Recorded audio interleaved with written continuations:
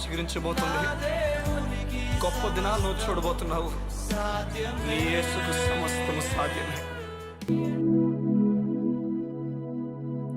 Good morning దేవుని ప్రియ కుమారుడా, good morning దేవుని ప్రియ కుమార్తె, special good morning to you. దేవుని ప్రియ సంగమా, ఒక స్కూల్లో ఒక క్లాస్ రూమ్లో టీచర్ చాలా కోపంతో ఒకరిని లేపి, ఎందుకు ఈ తప్పు చేశావు, నేను కొడతాను రా అని చెప్పి చేతులు చాపమని కొట్టబోతుండగా పక్కన తన ఫ్రెండ్, మేడం వీడు చేయలేదు మేడం, నేను చేశానని చెప్పి వాడి చేతులు చాపి వాడిని కూర్చోబెట్టి, వీడు తన ఫ్రెండ్ లేచి తన చేతులు చాపి, మేడం నేను చేశాను నన్ను కొట్టనని చెప్పి విపరీతంగా వాడు దెబ్బలు కొట్టించుకున్నాడు. అప్పుడు అంతా అయిపోయిన తర్వాత, క్లాస్ అంతా అయిపోయిన తర్వాత, టీచర్ వెళ్ళిపోయిన తర్వాత ఆ పక్కన వాడి ఫ్రెండ్ అడుగుతాడు, నేను కదరా తప్పు చేశాను, నువ్వెందుకు కొట్టించుకున్నావు, నువ్వెందుకని కొట్టించుకున్నావు? అప్పుడు ఆ ఫ్రెండ్ ఒక మాట చెప్తాడు, నువ్వంటే నాకు చాలా ఇష్టం, ఇన్ని సంవత్సరాల ఫ్రెండ్షిప్, నీ పైన ఇంకా ఎక్కువ ఆలోచన, ఇంకా ఎక్కువగా ప్రేమ నాకు పుట్టించింది, అందుకు నీకు అవుతున్నప్పుడు నేను తట్టుకోలేకపోయాను, నేనే అని చెప్పి ఆ దెబ్బలు నేను తీసుకోవడానికి ఇష్టపడ్డాను. సగమా, ఇలాగనే యేసు ప్రభు మనల్ని ఎంతో ప్రేమించి మన శిక్ష అంతటిని కూడా ఆయన భరించడానికి ఇష్టపడ్డాడు. ఈ ఫ్రెండ్ లాంటి నేచర్ యేసు ప్రభు నీ పట్ల కలిగి ఉన్నాడు.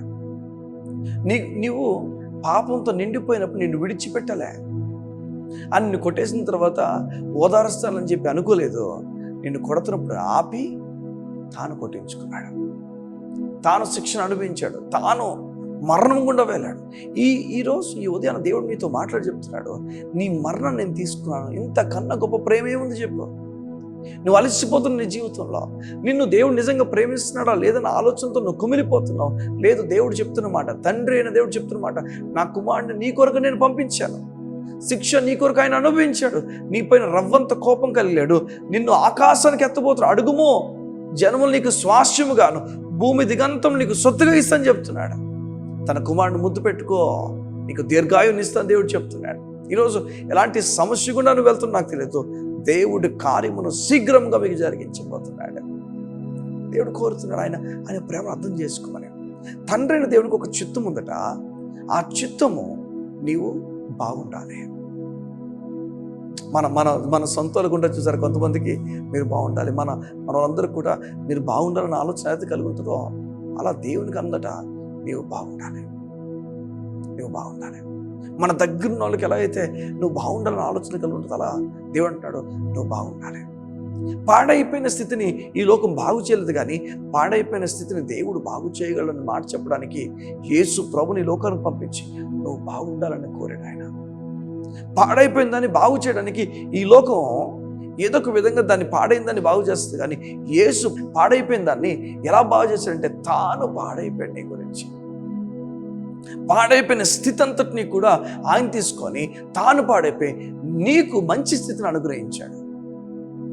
దేవుడి ఈరోజు నీతో మాట్లాడుతున్నాడు.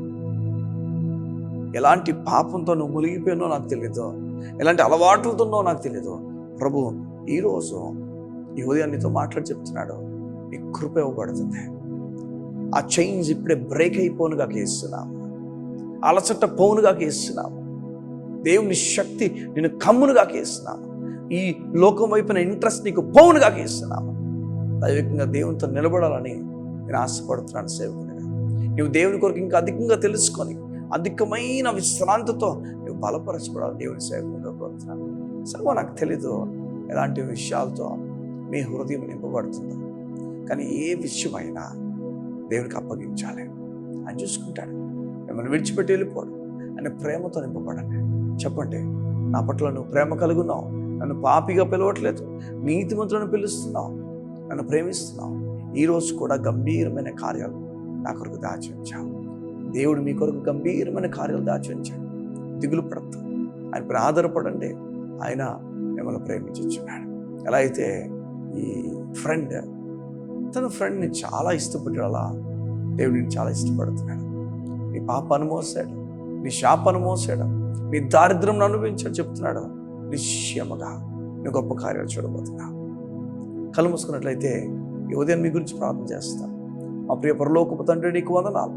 నీ బిడ్డలు బహుబలంగా బహుధైర్యంగా నిలిచి అనేకుల్ని వెప్తిప్పినట్లుగా వారి కృప ఇవ్వండి. నీ ప్రేమతో వారు నింపండి, నీ దయతో వారు నింపండి, నీ కరుణతో వారు నింపండి, నీ కటాక్షములతో వారు నింపండి. నీ వారికి తోడయుండి గొప్ప కార్యాలు చేసి నడిపించబడదు. ఈ దినము వారిని దర్శించినందుకు నీకు మాత్రమే మేము తెలియజేస్తాం. వారితో మాట్లాడినందుకు నీకు మాత్రమే తెలియజేస్తాం. యేసు నామమున ప్రార్థించుచున్నాము తండ్రి. ఆమేన్, ఆమేన్, ఆమేన్. దేవుని కార్యాలు ఉన్నతంగా మీకు జరగబోతున్నాయి. God bless you. See you tomorrow.